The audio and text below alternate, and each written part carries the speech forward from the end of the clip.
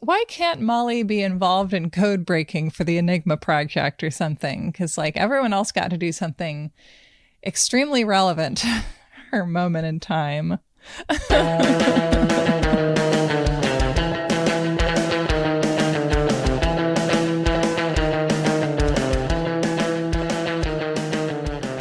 Welcome to You're Wrong About. I'm Sarah Marshall, and today we're talking about the flour in the bread of any moral panic, the teenager.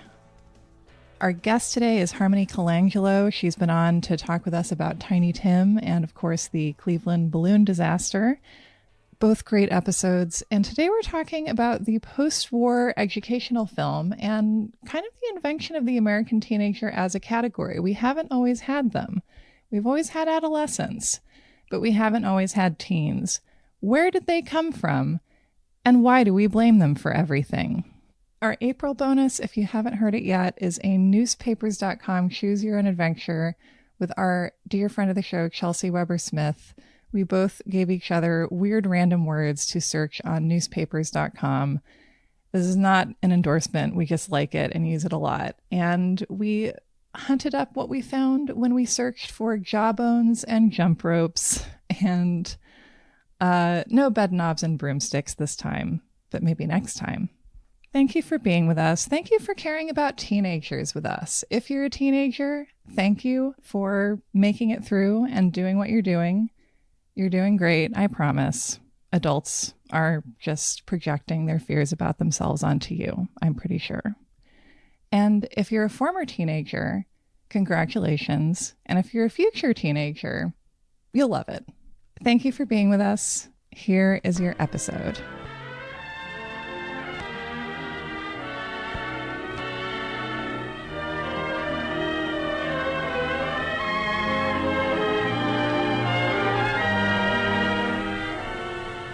This boy and girl coming home from school look quite content with life. And why not? They're looking forward to an important date, dinner at home with the family. What's the matter? Doesn't that sound exciting to you? Well, to them it's a special occasion, as it has been ever since they sat down to dinner in high chairs. Why should they feel that way about something you take so completely for granted? Well, let's see if we can find out. Welcome to You're Wrong About, the show where we were born to talk about moral panics, and therefore we were born to talk about teens. And with me today is Harmony Colangelo, our Tiny Tim correspondent. Oh, yeah. I have a wide range of things I know about. I know about large ukulele men, balloon disasters, and classroom films and teen culture.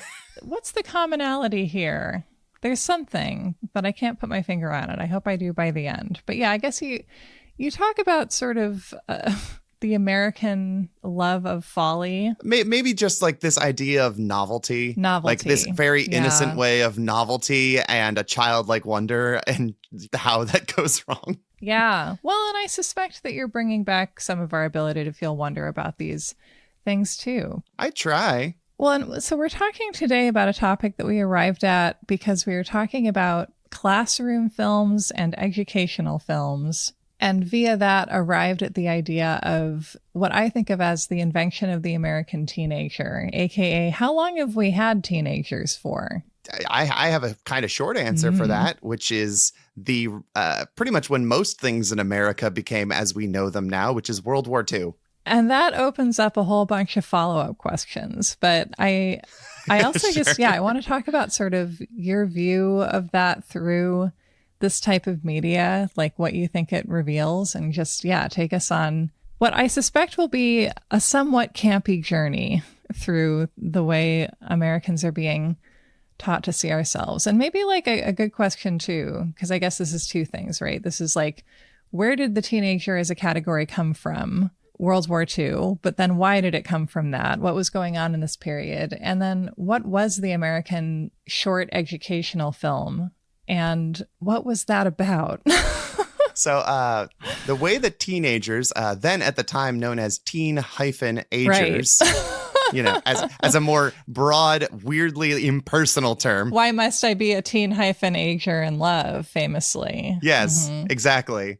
So the reason that exists in World War II as like the start of what we understand as teenagers is that dad was off fighting the Krauts and dying, and mom, when she wasn't painting, lines up the back of her seams to up the backs of her legs to look like she has seams for her nylons that are also going to the war effort, she's wearing the pants in the family and building bombs. So that means that all of these teens and kids are kind of left unmonitored. Like Molly, the American Girl. Yes, I take your word for that. I wouldn't know. Is that Molly's whole thing? Yeah, because it was World War II, so her dad was away. But the thing is that Molly has had like the boringest books, because it was like, oh my God, Molly is going to tap dance with her glasses off was like her big challenge. And it was like, why can't Molly be involved in code breaking for the Enigma project or something? Because like everyone else got to do something extremely relevant.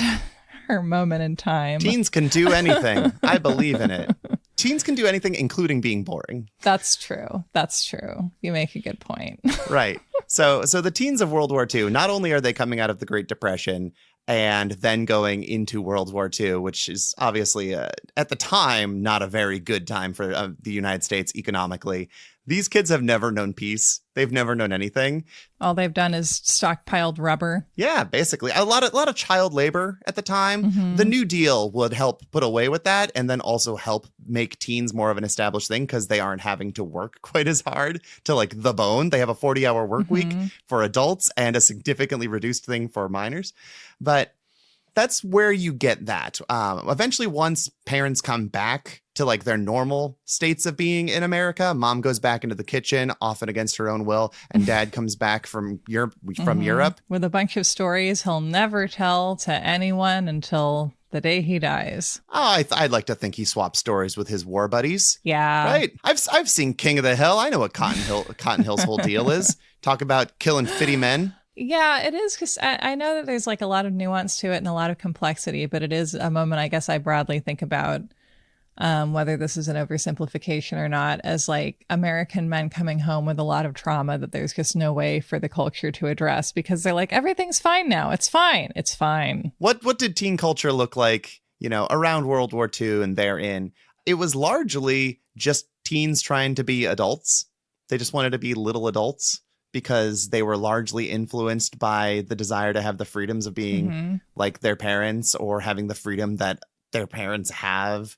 And with that comes an interesting predicament, because America has not necessarily become like an entertainment enterprise yet. We haven't had the money for it. Like there's Hollywood, but the idea of like teen culture is generally viewed as vapid and based on excess to some degree. We're going to eat too much sugar. We're going to drive too fast. We're going to have too much fun making out. Like that is what teen culture largely is built on.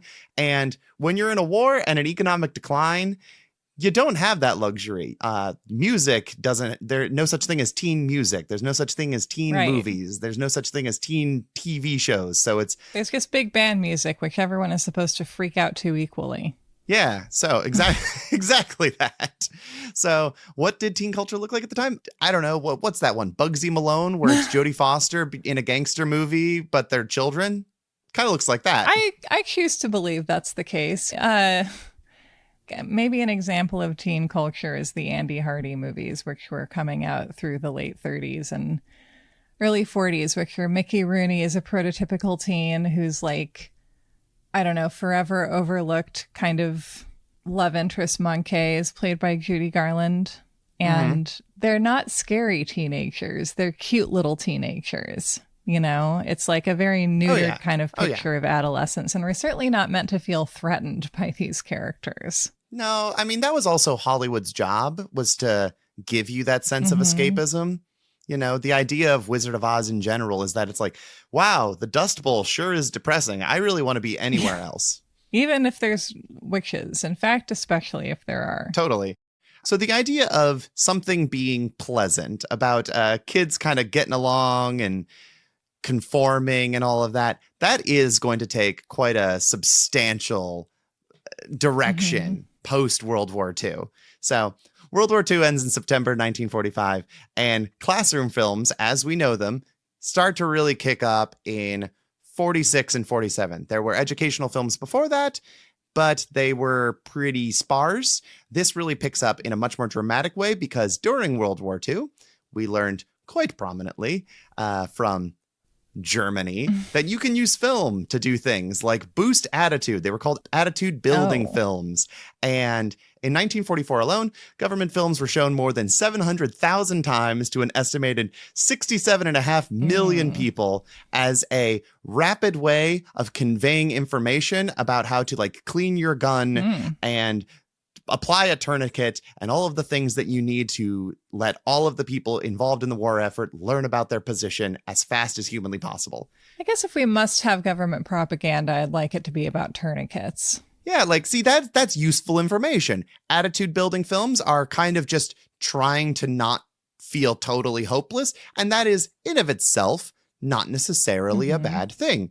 The idea of a classroom film. So there's a lot of this is the core backbone of like I want to talk about for teen culture because it really is the foundation that so much of it is built on.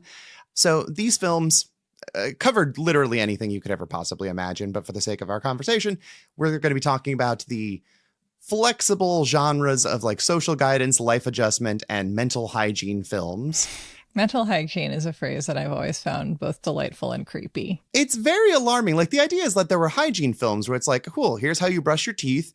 Here's how, you take care of things during a woman's time of the month. Here's how you brush your hair. Normal, things that you have to learn in order to be a hygienic person. It's like, well, we're going to keep you clean in the mind. Why these films are so interesting is they were very, very effective at doing what they did in the war. And after they served their purpose there, the Army had a huge surplus of tens of thousands of 16 millimeter projectors that they then donated to schools. So schools now have the means of showing films to people.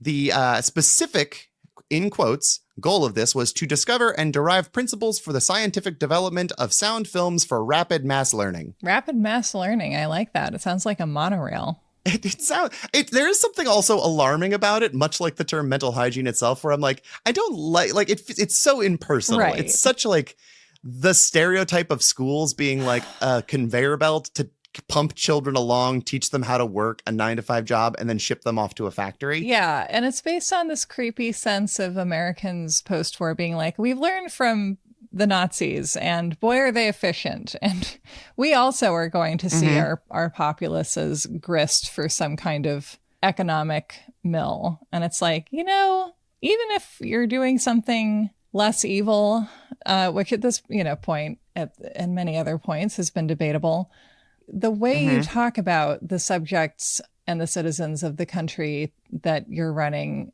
can be very revealing of how you view your project, Well, it's very clinical. And clinical, like the way you talk about a lab rat, kind of. Yeah. Like if it's not clinical, then doesn't feel like it's scientifically substantial enough to actually have merit, Like I feel like that's the approach a lot of people have. Yeah, I can see that certainly in this period, but also the idea of like, this being the period as well when because of the events of World War II, American scientists and politicians and so on have had to stop being openly eugenicists, not because they've necessarily stopped thinking those things, but because we're like, oh, we should, we gotta be better than the Nazis. The Nazis made eugenics look really bad, so we're just gonna do it quietly now for a while. But like you can see how those ideas get slightly more covertly expressed in all kinds of racist ideology and alleged science and, the next, until now, as we can see. I mean, like the idea of guidance and brainwashing and propaganda all kind of like just swim in the same pool. It's a matter of like just intention. Did you have any of this where you had these classroom films you had to watch or like gory car accident videos where you're just watching someone's head be scooped off the highway with a shovel? Was that a thing for you at all? Okay, so I took like a classroom driving class because I was scared to death of driving, and I didn't get a license until I was in my mid-20s because it just like freaked me out so much. Uh-huh. And so I like took a class to try and feel less freaked out about it, where they would like, I don't know, teach it to you through book learning, which was less scary to me as well. And I remember watching like something that I think it was probably from the 80s, felt kind of early 80s, about this guy who drunk drives. And we know that his son has carved a jack-o'-lantern for him and wants to show it to him. And he's like, boy, woo, I can't believe I made it home. It was a close call, but I did it. And then he goes inside, and then we see that the jack-o'-lantern is smashed on the grill of the car. He ran over his little boy. No! And I've never forgotten that stupid thing, because it's like one of those things where like even when you're seeing it, you're like, this is so cheesy and dumb. And also, oh my God, please God, don't let me do that. Yeah. It's cheesy, but it was effective because now you at least have the fear of the consequences in mind, right? Yeah, it worked. It worked at the job it set out for itself. Yeah, we were commiserating at work the other day about this kind of thing. And I was talking about how like before my senior prom, we got letters from like kindergartners or first graders that was basically saying like, please don't drink and drive at prom. My dare cop said that you'll die and everyone will be sad and miss you. So you're getting like this crayon scribble from a child you've never met to feel bad. That is, I kind of think, a very inappropriate thing to ask a little kid to do. I'm sure people more agree on that lately. I'm glad that it wasn't a little kid being like, please don't won me over. I have just started to live. I haven't even won cursive yet. Right. Like there's so many ways that I just feel like we manipulate children. Yes. Some of my coworkers are telling me something called like Angel Day or something where like someone plays the Grim Reaper and they just wander into classrooms and like tap a child's shoulder. And then that child has to leave class because now they're dead. And they were just taking kids out of classrooms throughout the whole day. And then at the end of the day, you go outside and like everyone is like, there's like a fake car accident and they like tow truck in like a totaled car and just plop it in front of the school and just like be like, look, here's gruesome death. All of your classmates could be dead just like this. This is making me remember that when I took this class, we also watched a movie that I also still remember about teenagers like going through the process of like what would happen if they died because of drunk driving and like watching their parents have a funeral for them. And again, it's the kind of thing that when you're a teenager and you're like feeling especially Donnie Darko about all these ridiculous things that adults are using to try and teach you, you're like, this is the stupidest thing I've ever seen. But also secretly, it kind of makes me think, you know? I mean, it's the only information you have, and you haven't quite figured out to the extent that, like, yes, adults will lie to you. Yeah. The pumpkin thing, I feel like, was kind of a famous urban legend, or at least based on one that I kind of also heard going around at the time. So it's like adults using the kind of bluntest instrument they can use to try and communicate with adolescents. And as an adolescent, you're like, okay, I get it. My God. Like, I understand you could be a little bit more subtle than this, but also you're like, but I still am kind of a dumb kid, and this is going to haunt me. Oh, there's no room for subtlety. In the case of classroom films, they took one of two directions. One of them is like you get these cautionary tale type gore films, and they have maybe 20 minutes max to convey a point to you. And the idea is if you go against the grain, if you become a beatnik or a punk or a floozy, then you will be punished for it because that's what morality is about. And, if you want to fit in, you have to fit in. You can't act out. Like that's the whole mindset of these films. But where I find them to be most interesting is that fundamentally, these films are very important in the discussion of teen canon in America because it is actually the first time that teens' emotions were ever really acknowledged on a wide scale, certainly academically. How depressing. And yet I'm like, yep, that feels right. Tell me more about that. Prior to, the New Deal era liberals changing how education would function in this country, it was largely recitation. The teacher says something and you repeat it back at them, and then they just drill that into you until you retain the information. They don't necessarily explain the information. You just know that 2 + 2 = 4, but you cannot figure out the math necessarily yourself. That's just how the teaching works. I think this is how George Orwell talked about history being taught. Also, different example, but in English public schools. Yeah. Oh, no, totally. I mean, I took social studies every year I think I went to school, and for at least 8 years in a row, we learned about World War II, and it was just like, Nazis are bad. And it's like, okay, Nazis are bad. But like, they didn't really go into detail enough about it. And clearly, a lot of people didn't learn enough that Nazis are bad. Clearly not, or at least, we didn't make enough cautionary films about it or whatever works. No, we had to go rah, rah, rah, D-Day. We saved the day. Go America. Americans are good. Right. Yeah. That's the lesson. Yeah. Yeah. Not that,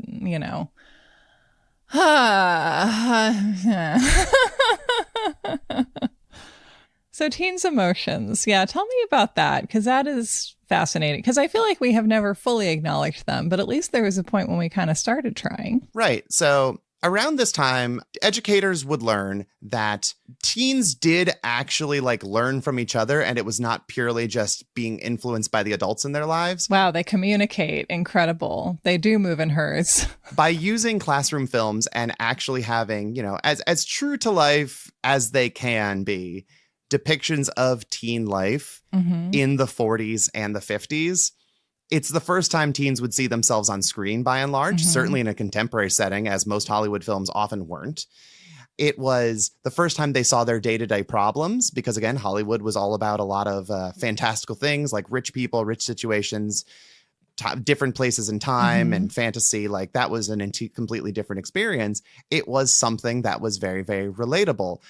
Many of the filmmakers who made these movies genuinely did care about kids' emotions and feelings and try to give them guidance, because during this era, juvenile delinquency was seen as one of the biggest epidemics in America that we couldn't quite solve. And what is juvenile delinquency, while we're on the subject? I mean, I think the idea is them just like not going to school is the broad term. It's just them being a delinquent and not doing the things that they're supposed to be doing. But what the fear was is that they're going to do drugs. Women are going to get pregnant. They're going to get in car accidents. All these horrible things are going to happen to them. And they can't live a happy life as an American if they're dead. I've heard that. Yeah. Although in Buffy, they do challenge that premise a little. Do teenagers at this period have a new level of freedom because of like the technologies of the time that allow them to be delinquent in ways that are more scary to adults? Do you think that's a factor? That is absolutely a factor. Thank you for asking. So, in the wake of World War II, the economy is booming. The best thing to ever happen to America was World War II. Nothing like taking out all the other economic superpowers at once, Right? It just last man standing worked out really well for us from a financial standpoint. Let's not think about the other standpoints too much. Precisely. So these teens who have never known or even heard tales of a time where they could not be in horrible financial ruin because of the war and the Great Depression are now experiencing the luxuries of the suburbs exploding. All of the teen families are moving off to these new developments and having these nice little homes far removed from the city, which is often the setting for all of these films. Somewhere that's green, if you will. Yes. Right. Somewhere's green. So all of these classroom films take place out in the suburbs, a very Pleasantville type environment, a very Leave It to Beaver type environment, because small town America is where, the heart is. Because everyone has money, because everyone has a lot of freedom, mom and dad are able and expected to have a car. Kids are not necessarily forced to work jobs or work the farms to help take care of the family because everyone has a lot more money than they used to. Car manufacturers, with the booming market of the automotive industry and the economy in general, are building stronger and faster engines for their cars so that teens who have no concept of mortality are now going as fast as humanly possible, and car accidents start to be on the rise. VD starts to rise despite the invention of penicillin. There are many things happening all at once, and then as these incidences, as these travesties that are overtaking our youth happen, we are coming up with films to try to fix that, either in a positive way by being like, we're going to teach you how to think about about others and fit in and be a good kid, or we're going to try to scare you, much like movies started to do around this time, quite frankly. You get a lot of these early teen films in the 50s, such as like I Was a Teenage Werewolf or whatnot, or The Ghost of Drag Strip Hollow, where teens did something they weren't supposed to do, and then they were greeted with horrors that are all their fault. and then hopefully they will get out alive. And even on the music side, you know, Jan and Dean's Dead Man's Curve and all the great car crash pop songs. I mean, there was also like rebellious stuff at the time. I believe there was Blackboard Jungle. Just between 53 and 55, you get The Wild Ones with Marlon Brando. You get Rebel Without a Cause. You get Blackboard Jungle, which is a huge box office success and was, I believe, nearly banned. So there's that. But like, yeah, I mean, there was also just the way that rock and roll ended up going in the latter half of the 1950s, where you have The Day the Music Died, where Richie Valens and Buddy Holly and the Big Bopper all died. Elvis got shipped off to war. Little Richard found God because he was living a sinful life. I think Chuck Berry got arrested. Jerry Lee Lewis was dating his cousin. I think they got married. Al Green got grits thrown on him eventually. It's kind of a separate story, but I learned it from VH1's Most Shocking Moments in Rock, so it deserves to be in here. Of course, yes. So, like, this is just examples of being like, look, this is everything that could go wrong in your life if you listen to, like, this devil music that is rock and roll. You know, in sort of what we made of the legacy of James Dean, this idea of the teen rebel death drive, you know, and the idea of teenagers, even at this time, being aware of the allure of this figure being partly the idea of let's literally live fast and die young because everything seems a little bit absurd. And also this idea of like suffering within affluence, which is interesting because as you said, it's affluence that has been brought about by the end of World War II and by the sense of, you know, adults have been through and done a lot of things that they're not going to tell us about, and we're all supposed to just enjoy our garages and lawns and things. There was so much to that like, what did kids have to be mad about? Like, you've got a roof over your head. I put food on the table. What are you upset about? Like, you have it better than I ever could have. We're not having a Great Depression anymore. There's a chicken in the pot. Yeah, like, it's arguably the best America's ever been. Like, you're upset for it? Right. I'll say that like classroom films acknowledging teens' existence is fundamentally a good thing for acknowledging their feelings. Like the idea of dating is a new concept during this era. And you see these stereotypes of like teens going out to make out point or going to the soda shop or the drive-in movie theater. And that is new freedom that is brought about by them not having to go work in a coal mine or mom and dad having a little extra money and kind of loan them the car for the night or having a little pocket change to put some quarters in the jukebox.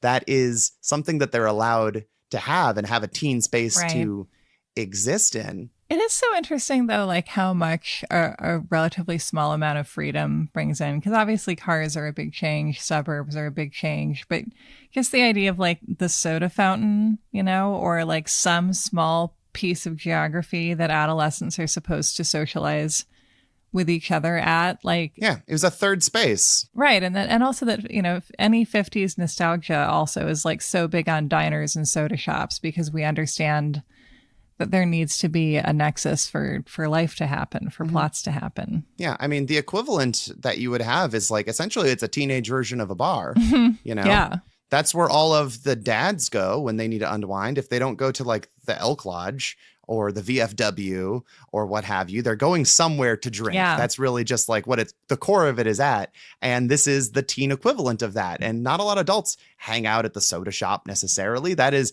a place for teens to be loud. And you don't want to be there because they're going to disrupt your meal. Yeah. I've seen these educational films, which like, they're so silly where it's just like these things of like the boy has to come in and, you know, make sure you never sit before you shake the father's hand and make sure you communicate a proper time of where you're going and what the plans were and a reasonable time to be back with his daughter. And you need to be dressed up like you're going to winter formal. Like the way of dating as it's portrayed in these films, it almost feels like everyone's going to prom when they're not. Because everything is like a much more formal form of dating. You have to treat every day like prom. Yeah. Well, I mean, the fashion, the dress up, like it was all way more detailed and complicated and formal than we expect, you know, t-shirts and jeans nowadays, though you certainly get a bit more of that. But those are like delinquents and punks. You don't want that. But like compared to The Parents, like one of my favorite teen films of this era is Gidget, which is a tremendously influential piece of teen cinema. she is trying to be set up on a date with one of her dad's like friends' kid. Okay, I'm glad the word kid was at the end of that sentence. It was stressful for a second. It was not dad's friend. No, it was his kid. I mean, you never know, because there's also The Bachelor and the Bobby Soxer. We're only a few years away from the unpleasantness. It was the 50s. Yeah. But it was like, dad doesn't see anything wrong with like, Gidget wants to go on dates with like the boys she's interested in. But dad's like, no, I hook you up with like my friend's kid. That's the way dating works, because that's the way dating used to work. You used to get like girls would get like set on dates with people. I decide who you mate with, Gidget. Yeah, exactly. And I think that is just a fascinating evolution to look at that for why you almost do need educational films to teach like the idea of what dating is now, because it isn't what it used to be. Well, yeah. And I mean, it's interesting how, and this is a whole other topic really, but like how recent is the concept of dating and how long did it last for? Because I think that like a lot of people approximately our age and younger maybe grow up with this idea that like, boy, like just recently, like as recently as 1997, people knew how to date and there was some kind of protocol, and then that all disintegrated because of 9/11, I guess. Yeah. 9/11 or online dating, or like, in the 90s when you would hear like a sitcom joke about online dating, they're like, oh, what a loser. Right. It was like for freaks. And now it's like nobody has any clue how to meet if it's not online, basically. And it's considered sort of like this interesting kind of extremism if you don't do online dating, although people all hate it and I think are moving away from it now. I mean, I met my wife on Tinder, so worked out okay for me. Oh, yeah. Everybody met on Tinder. Yeah. I mean, we had a period before Tinder became absolutely unusable where basically everybody you heard of in a happy couple met on Tinder. Yeah. But now we have to find a new way because Tinder is terrible now. I mean, I've heard Bumble's bad. I've heard so many of them are just also unusable and bad.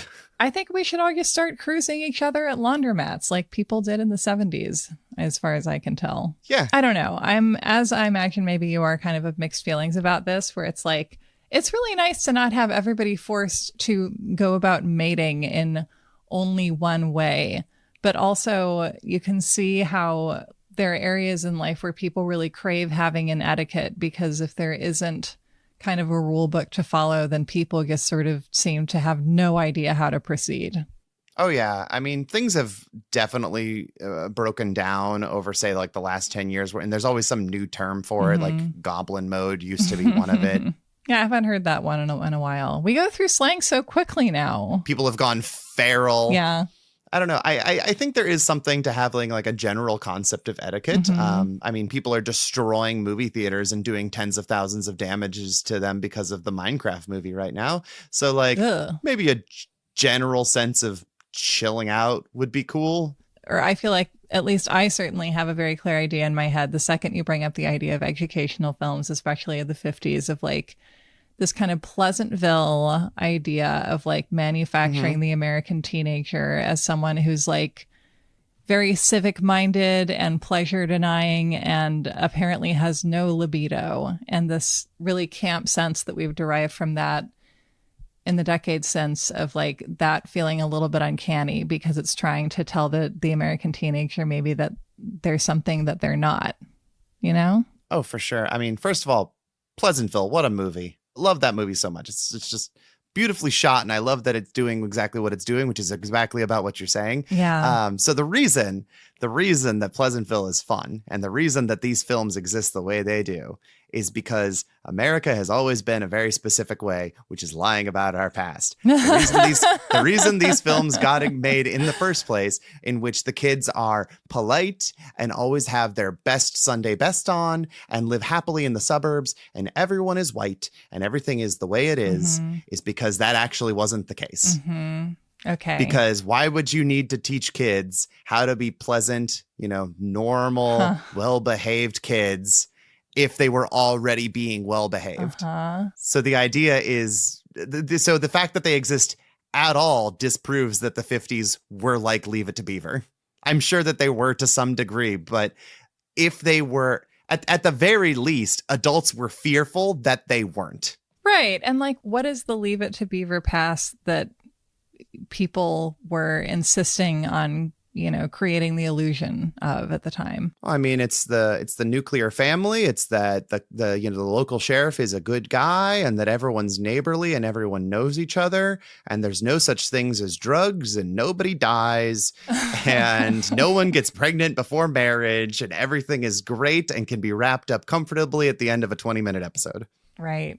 It's interesting how much our dream of who we were coincides with the invention of the sitcom, where like there is a sort of sense of amnesia of like no trouble lasts, everything is reset for next time. We sort of live in this eternal present where also, and like this is more getting into sort of styles of narrative maybe than periods in history, but like that coinciding is interesting, right? Where like it does feel like everyone who is alive today is exposed to a lot of horrifying and potentially traumatic information, right? And we all pretty much see everything or what feels like everything, whether we want to or not. So I feel like it's interesting to talk about World War II as a period for Americans where like you saw less because of just what technology allowed you to see, and also how much sort of newsreel footage and sort of media reporting on the war was actually just, to my knowledge,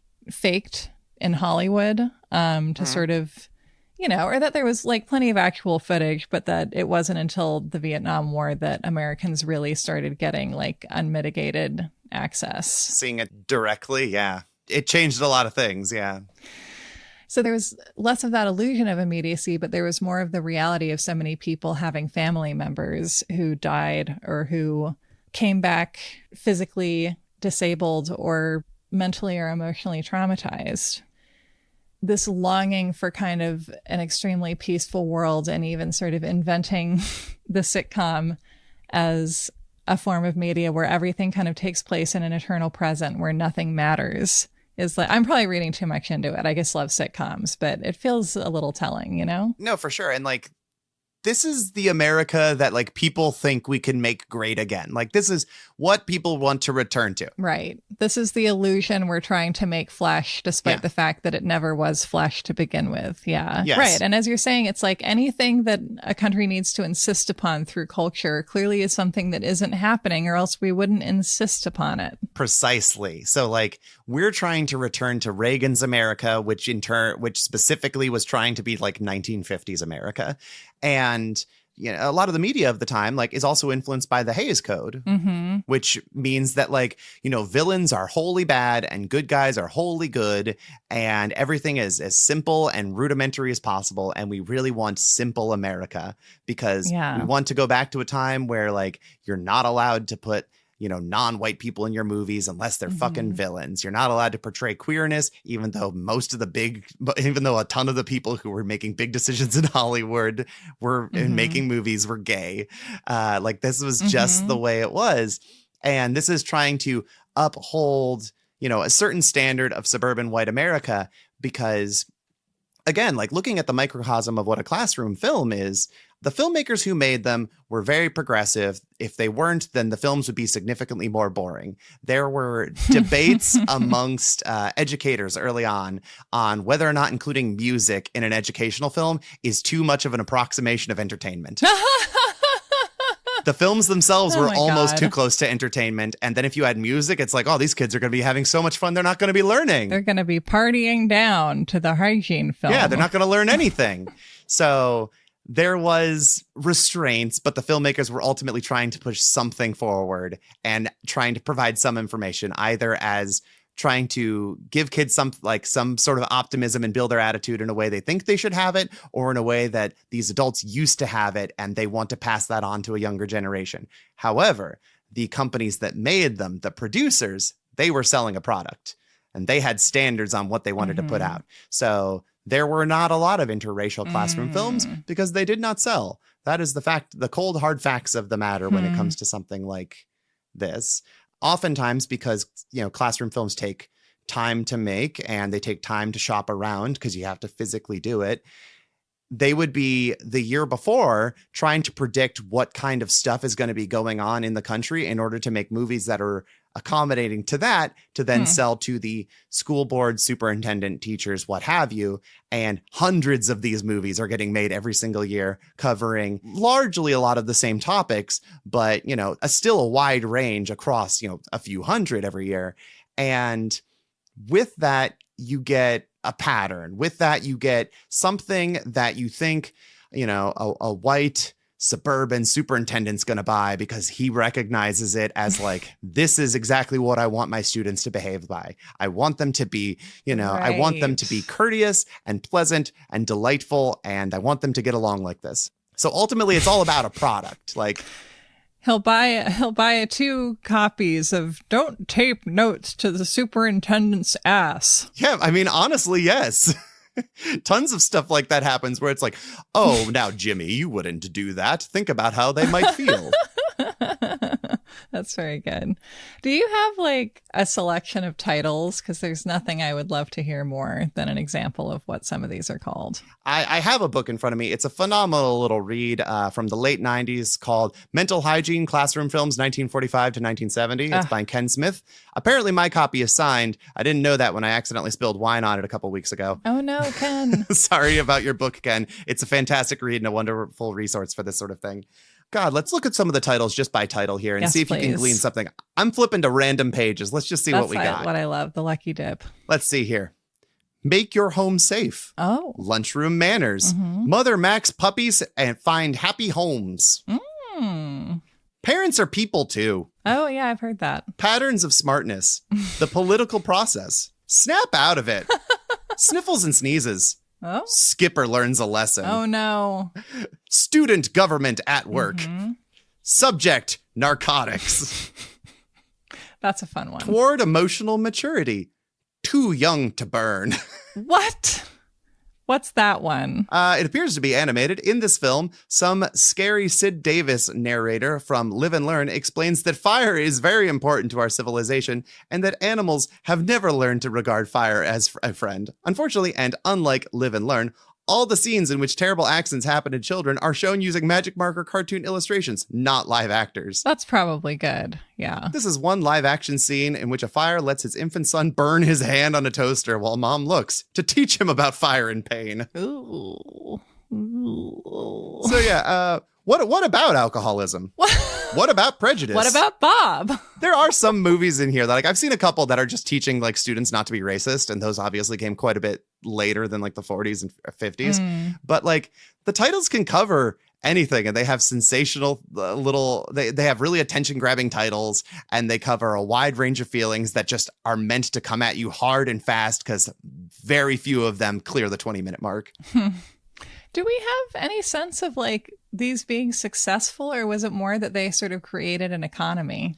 See, that's hard to say. They certainly were sold. Whether or not they were shown to classes varied because a lot of the teachers didn't really know how to work projectors. So then you had the AV department. And if every stereotype you've ever seen about the AV department is true, they're very protective of their projectors and no one's allowed to touch it other than me.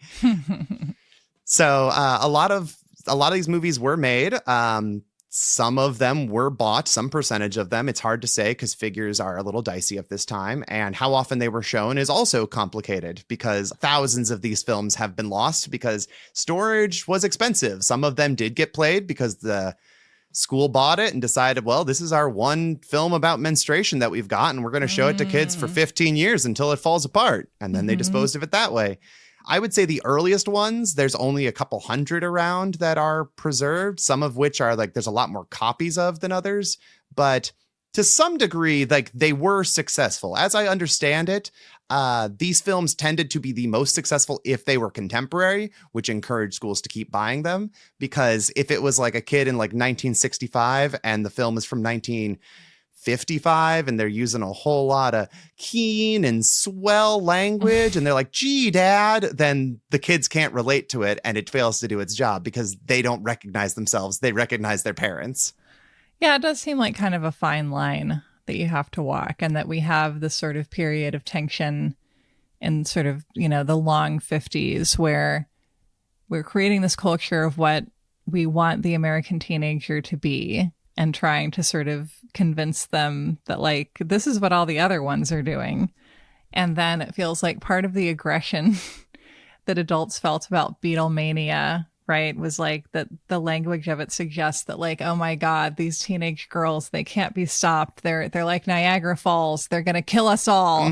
They're too horny. It feels like that Beatlemania in retrospect represented a moment for American parents of like, never mind, we can't train them to be any different than they are.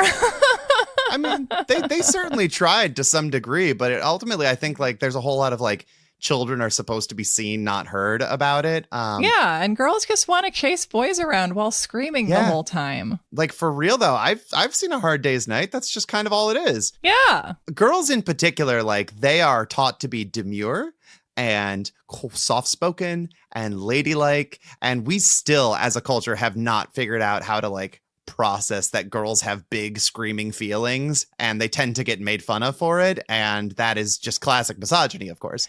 It makes me think of even like, you know, the Shangri-Las.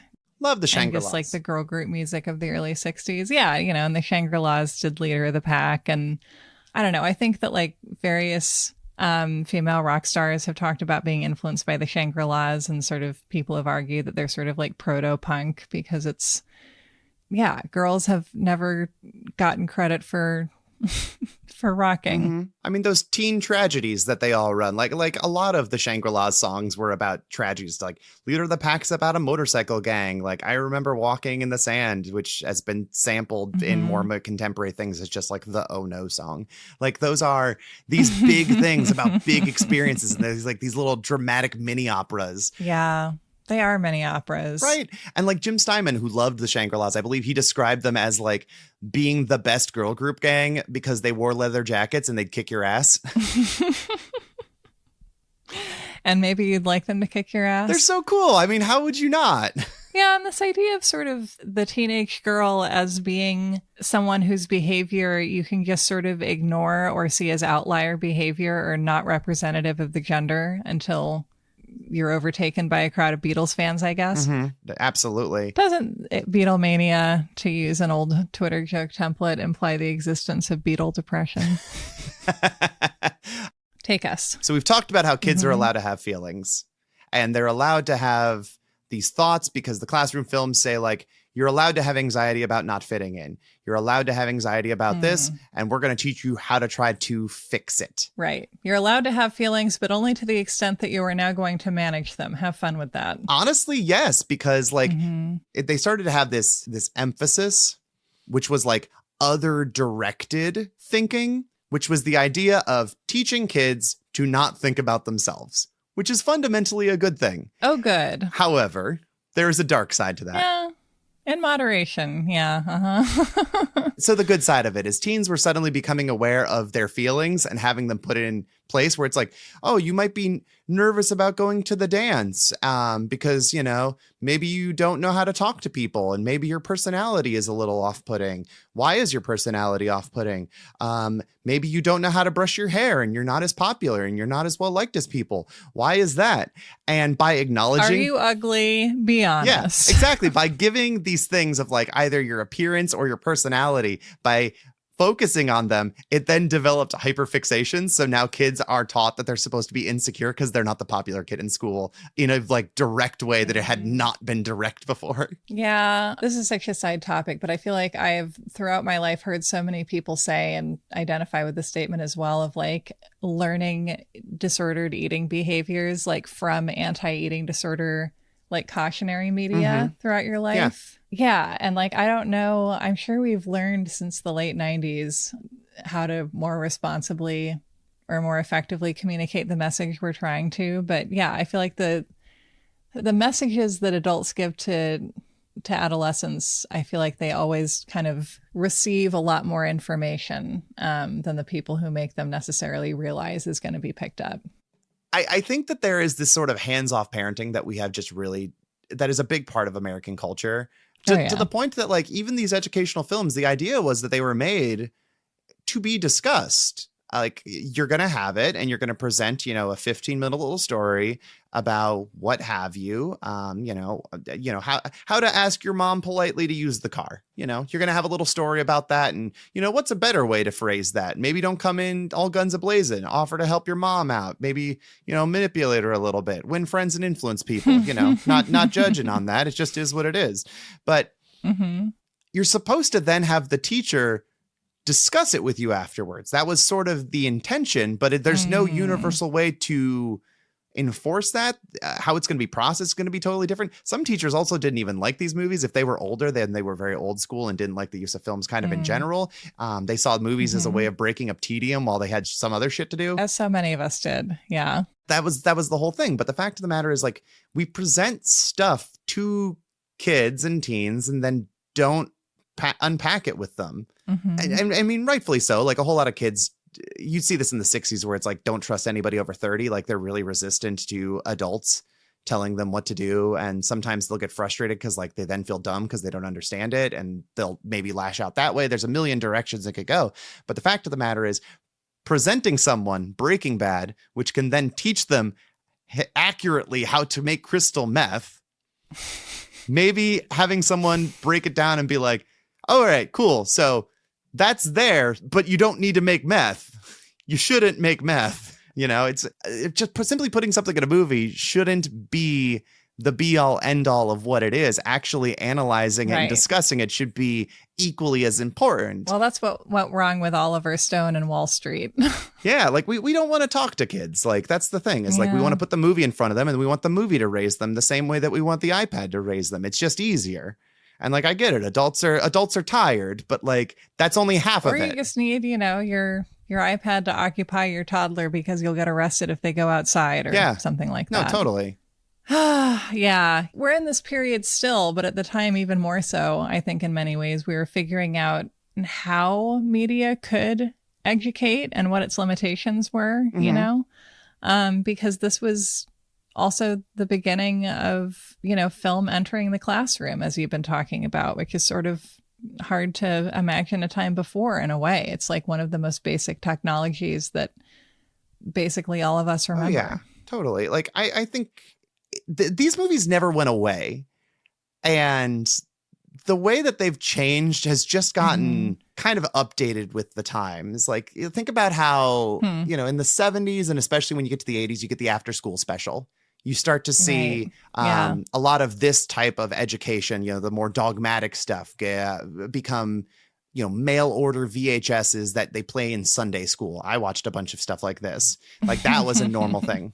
We get into anti-satanic panic education at this point. Like, they evolved to the point where now you have people who, probably in 50 years, you could look back on the video and go like, oh, that's cringe, or that's embarrassing, or you didn't know what you were talking about. But, like, you can look at a TikTok video and it's still someone trying to teach you a lesson through entertainment and information as best as they can that is available to them at the time. Like, things have never oh my god gone away. Oh my god. Sorry, I'm a little bit horrified at the way I've been spending my free time. And that's if you're lucky, because it's often just ads. Yeah, of course. It's like masquerading as education, but instead it's just ads. Oh, and they did those movies too. Don't get me wrong. There were like educational films about fragrance, and it's just Evian trying to help you figure out what scent you are, so you buy from them. Like, that's a normal thing too. Ugh. Yeah. But again, they've never gone away. As soon as there's a form of media, it will reliably be used as, to try and manipulate kids. Or that will be, I think, one of the things that drives its development often. But yeah, and it's interesting because I feel like you're getting into one of the unspoken differences in the attitudes of different Americans, which is what is the purpose of education and what is the purpose of school? Because I think a lot of people believe, and, in the most benign way you could put it, is that you go and kind of, as you were saying about rote learning and recitation, that like you learn on this date this happened, and this is 7 times 8, and this is what salt is on the periodic table, and you sort of acquire knowledge that you're able to then remember enough of to have a trade, and also you've been trained to move around as the bells go off and whatever else. versus the idea that education exists to teach people to critically think and therefore have better lives and be better citizens, not by being followers, but by being able to think critically about what's going on around them and to actually question situations potentially. And I mean, I think that's clearly a conversation that we have not settled in the United States. Oh, it's such like a hot thing right now, obviously, when everything is just constantly changing from day to day, and God knows what it'll look like by the time this episode actually comes out. Yeah. Maybe everything will have calmed down by then. One can hope. So I had a math teacher. He was the wrestling coach with nasty cauliflowered ears, and he was also the football coach. And my school had a very strict rule of like, if you're going to teach, a sport, if you're going to coach a sport, you also have to be a teacher because we're getting our money's worth out of you. And most of the like football coaches taught history because all that was reading out of a book. You go, the War of 1812 happened in 1812. Like, sorry about the brain damage. Read this chapter again. The answers are in the back of your edition. Yeah, exactly. And then we just watch some movie that they like, or 9 hours of Band of Brothers. This teacher, though, with the cauliflowered ear, he was the math teacher, and he shouldn't have been the math teacher. He was not particularly good at math. And so sometimes they would present me with a formula, and I would go, okay, cool. What am I learning? Like, how will I use this? I would like to know the practical purpose of what is this thing you are teaching me? And then he would look down at the book and go, well, using this formula, it'll teach you if you're standing 30 feet away from a flagpole, you can use angles to figure out how tall the flagpole is. And I go, that's not, when am I going to use that? What, that isn't helpful to me. Actually teach me like when is the practical purposes or what I'm doing and then he would go, just memorize the formula. Teach me when I'm going to want to measure a flagpole and why. And then he would just say, memorize the formula. You just need to know it for the test. And I go, that's not helpful. But at least that's the real answer, I guess. Yeah. You need to know this so that our school doesn't lose funding, because if you don't agree to memorize something that you could actually save space in your brain by keeping out of and put in more Pumpkins lyrics, then we will have no money. Learn the formula. Yeah, I do believe that kids have always had a right to have a real reason and a good reason for why they're learning the things that they're learning and spending their time the way that they are. What these films were trying to stress was that most of a kid's coming of age is spent in a classroom, right? That is where you will probably spend most of your waking hours when you're in school, because the math breaks down as like roughly 8 hours of sleep, 8 hours at school, 8 hours divvied between dinner with the family and cutting the grass and walking the Johnson's dog and doing homework and everything else that you do during your last 8 waking hours. So like the influence that school has on you and being pretty much exclusively surrounded by your peers on a 30-to-1 ratio of adults, like that was an important topic to be having, because so much of you being taught about the world and who you are and what you're experiencing by merely existing couldn't be taught solely by parents. And then clearly a lot of the parents didn't want to, because they just said, oh, it's the school's job to teach you things. Right. Yeah. And the question of whose job it is, it's whoever you can get at this point. Yeah. So there's a lovely dissertation that I really liked when researching this poll topic for this episode. It's called Hot Rods, Shy Guys, and Sex Kittens, Social Guidance Films in the American High School, 1947 to 1957 by Michelle Ann Boole. It's online. You got to pay for the full one, but it is online, and it is a phenomenal read on this subject. One of the things I found in there that I quite liked, that feels very reflective of where we are right now, is that in 1957, we were in the heat of the space race with the Russians, and we lost. We sure did. Sputnik went to space. America did not get to space first. That's why we had to land on the moon first. But after that happened, the idea of like a mental hygiene film kind of dies flat. Like they'll still make them, but by and large, they don't make those anymore, because it is seen as a back to basics approach for education. We don't care about your feelings. We don't care about teaching you about silly things like dating. Those aren't important. We're going to refocus on math and science and back to basics like recitation for education, because we can't keep losing to the Russians. And looking at that in our like current landscape, where it's like, yeah, I mean, ideally we want to strip away as much information as humanly possible. We want it to be basic. We want to just repeat things in class. We want to have our education not really be focused on like, the social aspect of life. It should be the bare bones things that exist in the textbook, which are heavily curated and nothing more. So what comes of that in this kind of evolving form? So for classroom films, that is, once we remove, dating and mental hygiene from the equation, that's where we start to refocus purely on scared straight stories. If we're getting these ones, that's when they get violent again.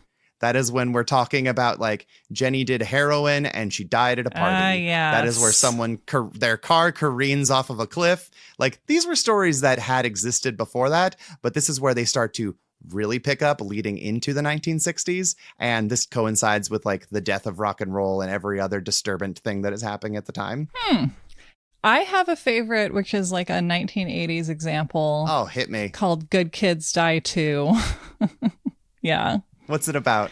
It's about some good kids who go to a party and they do some drugs for the first time ever with their friends who do drugs habitually, but they die because good kids die too. And there you go. It's a very simple plot, but it's effective. I mean, I remember being in Dare and they'd be like, hey, do you like Nirvana? Do you like Kurt Cobain? Yeah, heroin. You can OD on heroin the very first time you do heroin, unlike other drugs where you'll die eventually. Oh my God.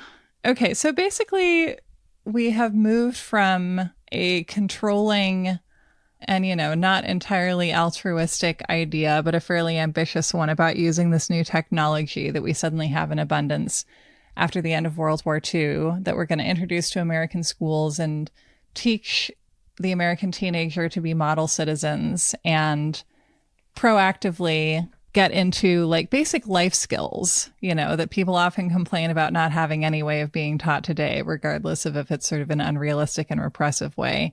And then within a very short period, we ran out of patience and decided to just scare the American teenager as much as possible. Yeah. I mean, that's what sells. Fear sells. Well, it is true. I mean, I do buy a lot of it. So, yeah. I mean, the act of creating something is creating a product. So, like, even if you have, like, good intentions and you have good means and you want to have a good message, like, you're still selling a product. Otherwise, if they don't buy it, then no one sees it. Well, this is the thing.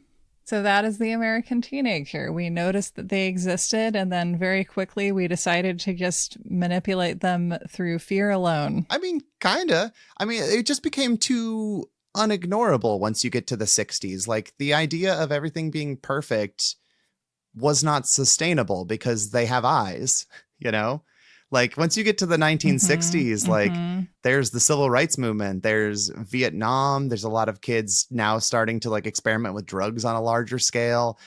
I tried to figure out like why the classroom film kind of falls out of favor, especially once you hit 1970. Like there's ebbs and flows of like 1957 is kind of like the death as we understand it. The 60s is when it warps into something altogether where it's these cautionary tales and you do start to get more of the teen directed media.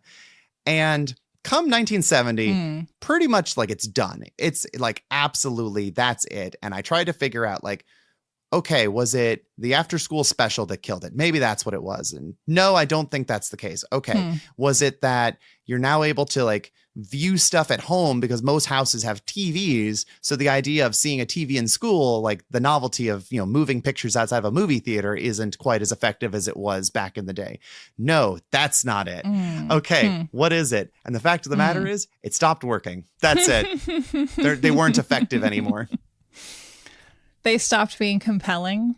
They needed to address problems that like school officials didn't want to discuss because it's like, oh, now we're starting to cross a line because we can't show stuff about the Vietnam War. The parents might get mad. So we can't throw things about what's going on in a contemporary world like this because there's too many issues. So now it just seems like it is stuck in this kind of Pleasantville bubble where it is totally contained because the world as it is doesn't fit in a neat little package anymore like classroom films want it to be.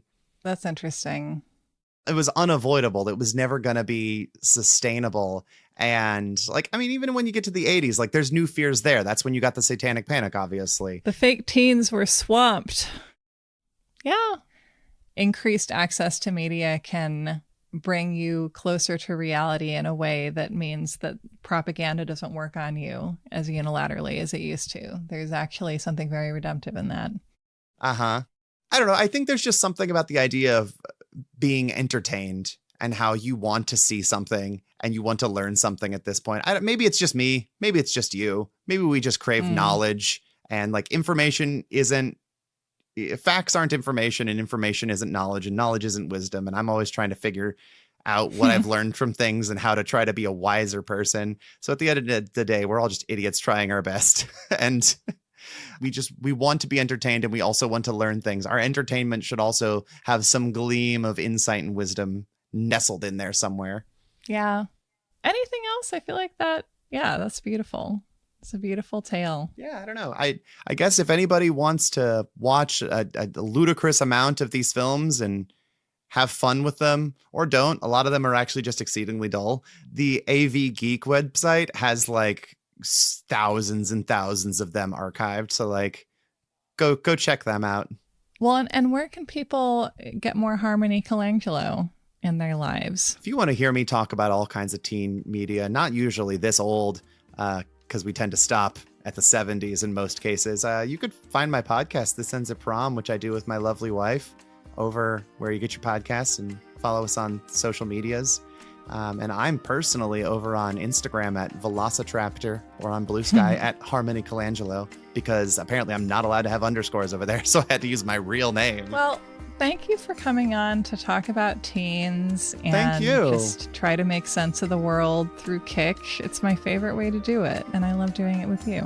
Oh, thank you for having me and allowing me to have disorganized thoughts about the way these films are not evil and teens aren't evil, drag racing hellions who do drugs and get pregnant at 14 most of the time.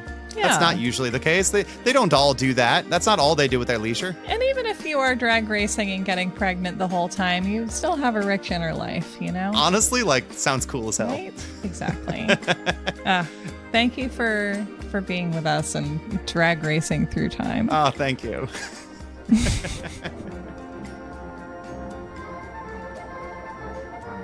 Back on his front porch, Skipper felt very sorry for himself. He whimpered and complained in the saddest voice he could manage. Skipper did a lot of thinking. I have been a silly dog, he said to himself. Imagine not liking others because of their looks. While the children dried him, he thought some more. Size, shape, or color make no difference after all. Being nice is the only thing that counts. And being nice is something inside. Nothing else really matters. I'm sorry about the way I behaved. I'd like to play with you now if you'll let me. After that, everyone played together and had a good time.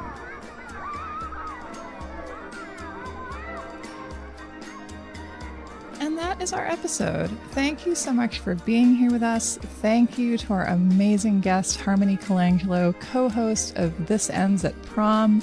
Please listen if you enjoy movies and teenage girls and the things that they get up to in movies. I almost said we.